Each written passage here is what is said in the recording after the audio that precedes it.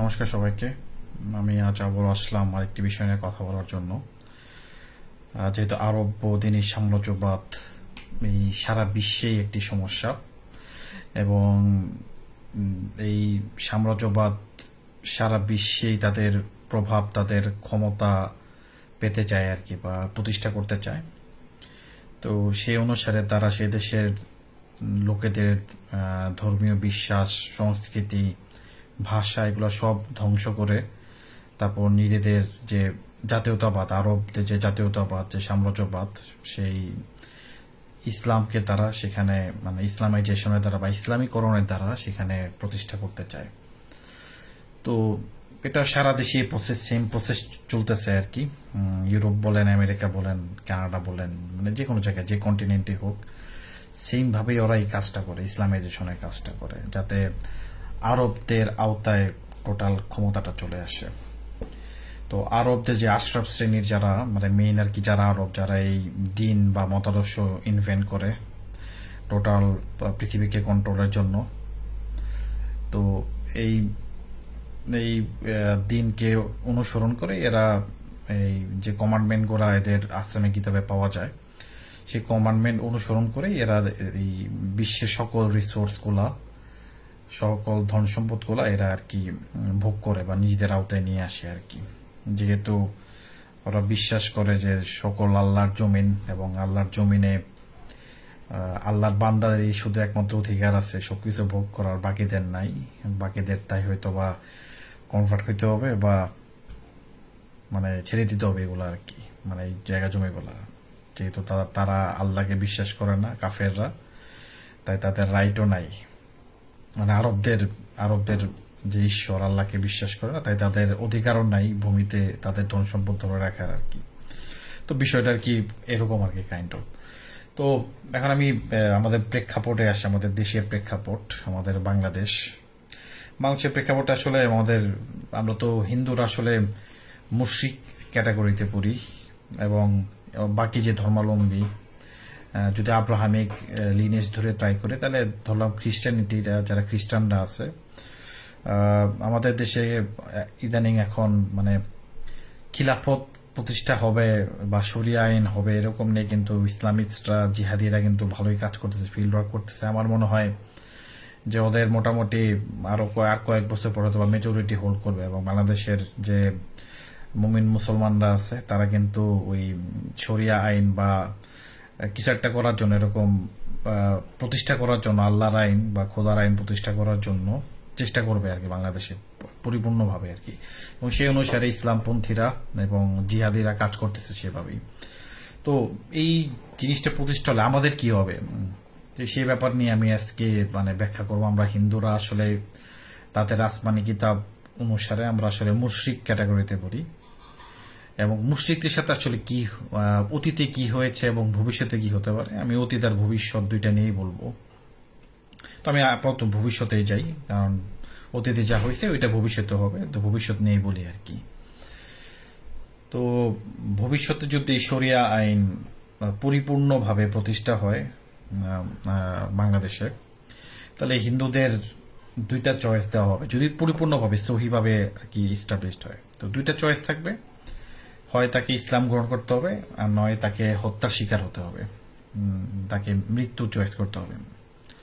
এখন আবার একটু পাস্টে চলে যাই। পাস্টে এই কাজটাই হয়েছিল ভারতবর্ষে, যখন আরব বদিনী সাম্রাজ্যবাদীরা হামলা করে, দখল করে এই জায়গার রাজাদের হারিয়ে, যখন রাষ্ট্র ক্ষমতা ওদের কাছে চলে যায়, তখন ওরা সেম এই দুটো অপশনই দিত আর কি। যারা ইসলাম গ্রহণ করতো ওরা বেঁচে যেত, যারা মানে ইসলাম গ্রহণ করতো না ওদেরকে হত্যা করা হতো বা শিরোচ্ছেদ করা হতো। তো এইগুলো বিষয়টা। কিন্তু এই আরেকটা জিনিস হলো, যখন সেকেন্ড অপশনে যায়, সেকেন্ড অপশনে হলো জিজিয়া কর।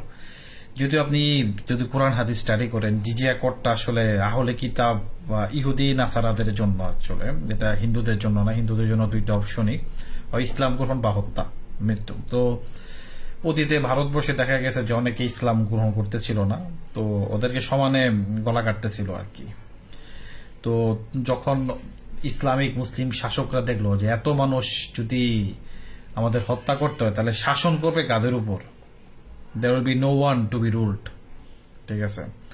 তো এই কারণে তখন ওরা জিজিয়া করের কনসেপ্টটা ওরা মুশরিকদের উপর অ্যাপ্লাই করা শুরু করলো, যদি এটা কোরআন হাদিসে পুরোপুরি নাই মুশরিকদের যে জিজিয়া কর দিতে হবে।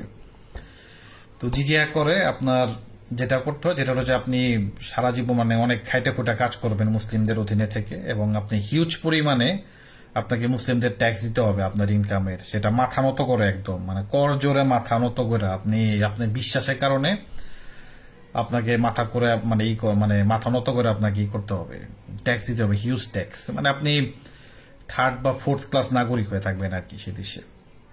এই 3 নম্বর হল আপনি আপনার ধর্মীয় স্বাধীনতা হারাবেন, আপনাদের আশেপাশে মন্দির হয়তো বা ভাঙা হবে, লুটপাট করা হবে এবং লুটপাট করে এগুলা ভেঙে দেওয়া হবে আর কি, এবং আপনি আপনার ধর্মীয় স্বাধীনতা পাবেন না, ওপেনলি আপনি পূজা করতে পারবেন না, কিছুই করতে পারবেন না, এই ব্যাপারটা টোটালি বন্ধ হয়ে যাবে, আপনি ধর্মীয় স্বাধীনতা হারাবেন। এবং এর মধ্যে যে হিন্দু রেজিস্ট্যান্স ফোর্সগুলা থাকবে যারা হয়তো বা এগুলা মানবে না বা লড়াই করতে যাবে, সেই লড়াই করলে যারা যারা লড়াই করবে আর কি, তারা যদি সেই সব যুদ্ধে বা ছোট ছোট ব্যাটেলগুলাতে হেরে যায় তাহলে তাদেরকে হত্যা করা হবে, এবং তাদের যে মা বোন কন্যা সন্তানরা আছে তাদেরকে যৌনদাসী হিসাবে ব্যবহার করা হবে আর কি, গনিমতের মাল হিসাবে আর কি।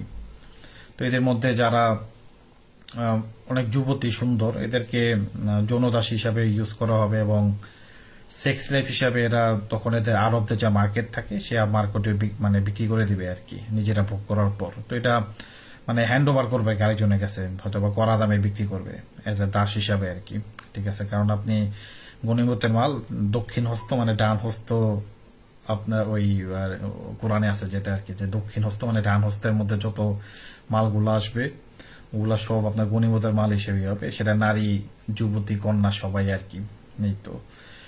তো ওদেরকে যৌনদাসী হিসেবে ব্যবহার করা হবে। তো ওই মধ্যযুগে সেটাও হয়েছে, সেক্স স্লেভও ছিল, নবী নিজেও দাসগুলাকে নিয়ে ট্রিট করছে নানান জায়গায় সেকালের মধ্যযুগেও, সেই ব্যাপারটা আবার এখানে এস্টাবলিশ করবে আর কি এলো বিষয়টা।